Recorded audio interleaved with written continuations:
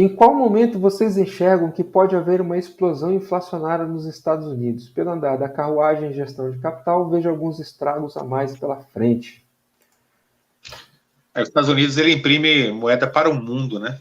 Ele não imprime moeda só para ele. Então, o que muita gente fala? Que um dia, né, todo o papel impresso e que serviu para que você alimentasse o mundo, né? Um dia ele pode acabar voltando para o local da impressão, né? Então, se todo mundo achar que o dólar não vale mais aquela mesma coisa e tiver essa impressão, né, perder um pouco da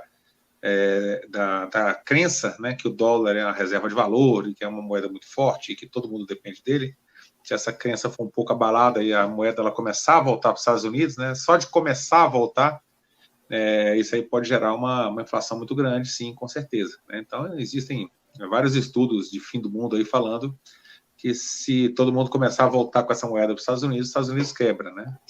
Então, é uma teoria, né? Não quer dizer que as coisas vão funcionar dessa forma. Até hoje, né, deu certo essa questão que os Estados Unidos está fazendo. E os Estados Unidos, ele meio que sempre fez isso, né? Então, quando você teve a crise dos tigres asiáticos, né, 99, 97, 99 ali, você em várias grandes crises, as pessoas tiveram problema em balanço, em bancos, aquela coisa toda. E os Estados Unidos, ele foi, né, os bancos dos países e os Estados Unidos, eles foram empressadores de última instância. Então, o que acontece? Quando um determinado banco de um país, que é o empressador de última instância, ele que vai resolver os problemas bancários de uma grande crise. Quando ele tem algum tipo de problema, então todo mundo recorre lá ao tal do FMI, né? Então, o banco, o FMI, de uma forma geral, ele acabava fazendo esse empressador de última instância do empressador de última instância local, né? Então, jogando para cima, né? Então, não consigo mais, vem cá, FMI. Então, o FMI, ele fez diversos empréstimos aqui, inclusive para a gente, né, para outros países. E os Estados Unidos, ele sempre imprime muito dólar para salvar economias em outras crises, né? Então, o cara consegue trazer bastante dólar, né, dando em garantia alguns ativos que aquele país tem, né? Então, a gente tem vários livros que falam sobre crise, né, e que falam toda essa questão teórica, né, por trás aí do quantitative easing, né, das importâncias que isso tem, né, dentro dos investimentos, mas a conclusão final lá, o fato final lá é que se isso aí, né, de uma forma ou de outra, acabar voltando, né, para os Estados Unidos, sim, pode dar um problema grande. Mas hoje, né, eles têm a impressora mais poderosa do mundo, todo mundo precisa de dólar em todos os cantos, eles conseguem imprimir bastante dinheiro, e eles estão salvando o mundo, né, imprimindo dinheiro, e os ativos estão indo bem, a bolsa está indo bem, né? Então, a teoria da conspiração sempre vai existir. Quando isso vai acontecer, não sei se vai acontecer, né? Mas que, por enquanto, está funcionando, né? Está funcionando direitinho. Eu acho que a questão, irmão, maior é uma crise de confiança no dólar. Então, o problema não é a quantidade, tá? Você pode ter uma quantidade elevadíssima de dólares desde que as pessoas queiram dólares. O problema é quando as pessoas não querem mais dólares. E elas passam a não querer dólares por quê? Né? Porque elas perdem a confiança no país, elas perdem a confiança naquela economia, tá? Então, o que segura basicamente o dólar, né? Aí a gente volta ao histórico. Quando você teve o Bretton Woods, que você tirou o padrão ouro, colocou o padrão agora do dólar, que era simplesmente para resolver um problema de compra e venda de petróleo, né? As pessoas usarem ali os petrodólares, e esse petrodólar já virou moeda universal e todo mundo gosta de ter reserva em dólar. O problema é quando você perde a confiança no dólar. Então, o olho está em outra coisa, né? Pelo menos eu tenho observado de uma outra maneira. O interesse pelo dólar e o interesse pela política externa americana, o interesse pela hegemonia da economia americana, isso é que vai ditar quem é que manda no mundo, tá? Então, assim, se as pessoas passarem a ter menos interesse por dólares e você tiver ele em grande quantidade, aí você vai ter um problema. Porque você tem uma grande quantidade de uma coisa que as pessoas não desejam ter. Agora, se você continua tendo interesse, você continua tendo, por exemplo, um sistema bancário que ele é universalmente convertido em dólar para você fazer transmissões internacionais de dinheiro. E isso, por exemplo, impede que você transmita dinheiro entre dois países que estão sob embargo.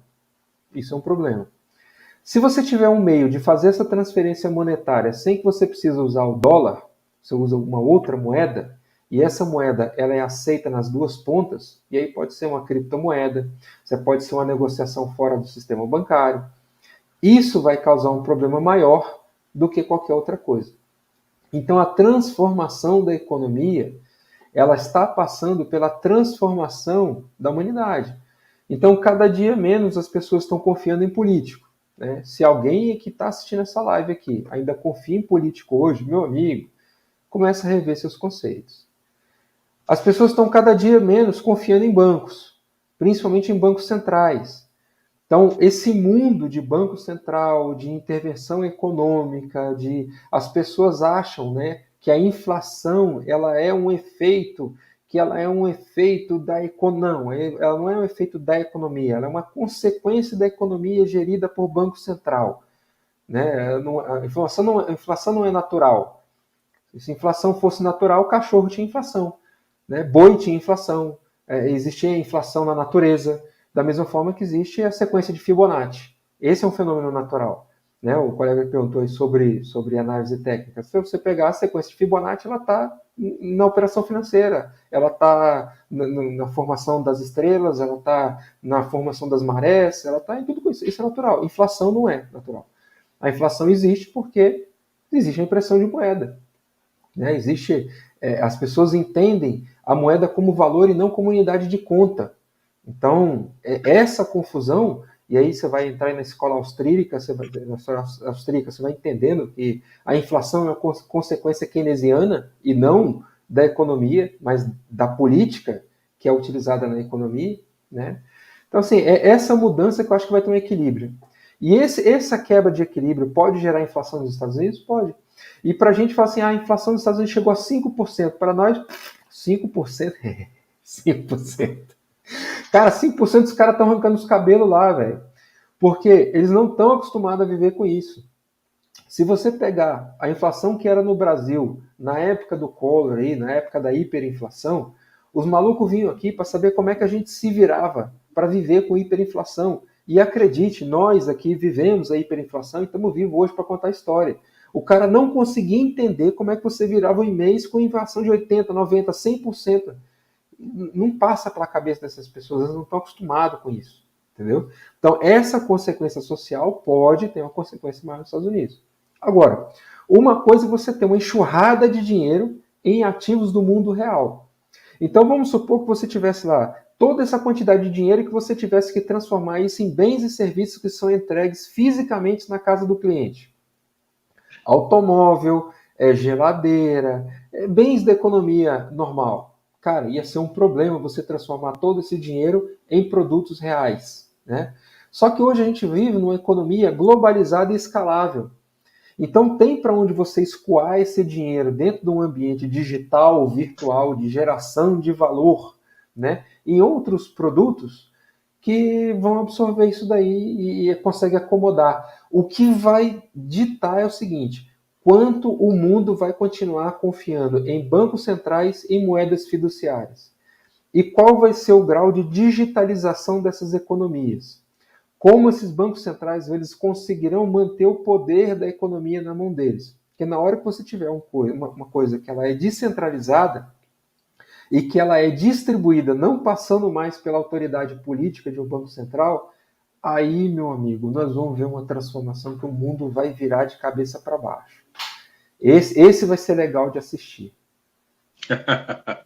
Terrorismo. Esse vai ser legal de assistir.